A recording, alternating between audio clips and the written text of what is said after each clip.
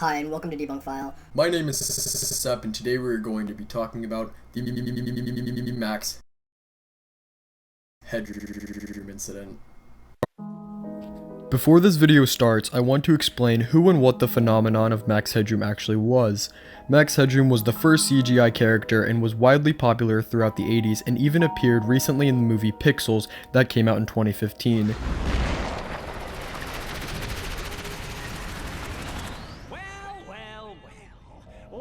So even 30 years later, Max is remembered as shocking and exciting audiences of all ages.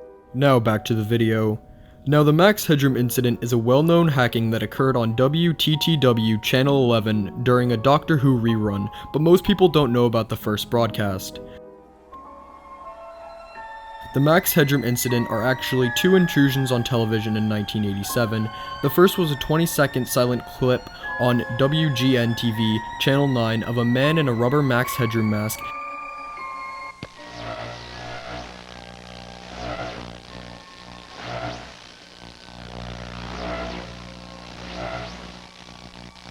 and then 2 hours later, the infamous hacking was flashing over hundreds of people's screens at 11 p.m. This 90-second clip featured the same man in the first clip with the same rubber Max Headroom mask, but this one featured another participant.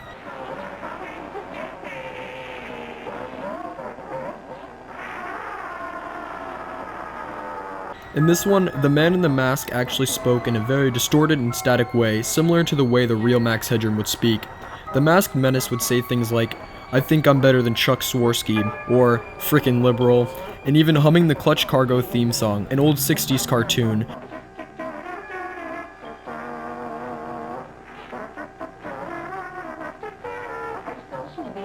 And Chuck Swirsky was an old radio announcer.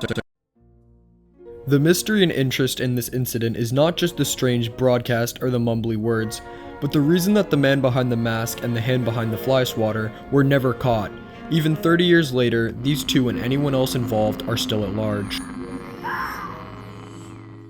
There are some theories about who could be behind this broadcast. The first and biggest suspect is a man identified as Jay. In 2010, a Reddit user posted a story claiming that he knew who was behind the intrusion. He states that two brothers that he named Jay and Kay were very into hacking in the early 80s. He also noticed Jay's odd behavior and almost dark and awkward sense of humor.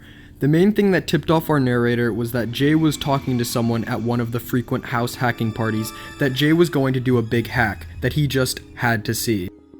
When the original Reddit poster saw the broadcast, he noticed similarities on how the masked Max acted and how Jay acted. He also pieced together that Kay's girlfriend was the woman with the fly swatter in the clip. So I guess that's it. The mystery of the infamous Max Headroom hacking has been debunked first, here on Debunk File. No, it's not done just yet.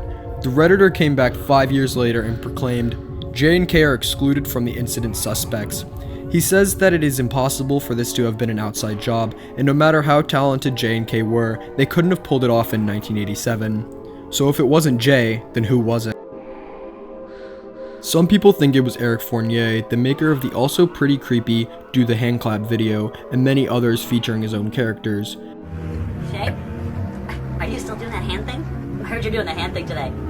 God, what is that?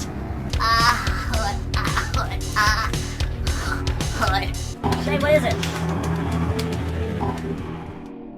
Many people are led to Eric because the man behind the mask had similar motion and humor to Eric's web show, and the woman behind the mask in his videos could have been the woman with the fly swatter. But since we know it was impossible for it to be an outside job, he's also exempt from this mystery.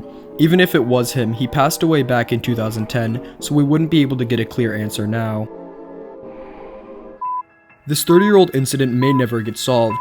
With so many variables and people involved, the fact that it has to be an inside job and so much more leads me to believe it might be impossible to solve this mystery. Thank you guys so much for watching. Make sure to comment, like, and subscribe. And as always, leave us for more files that we should do down below.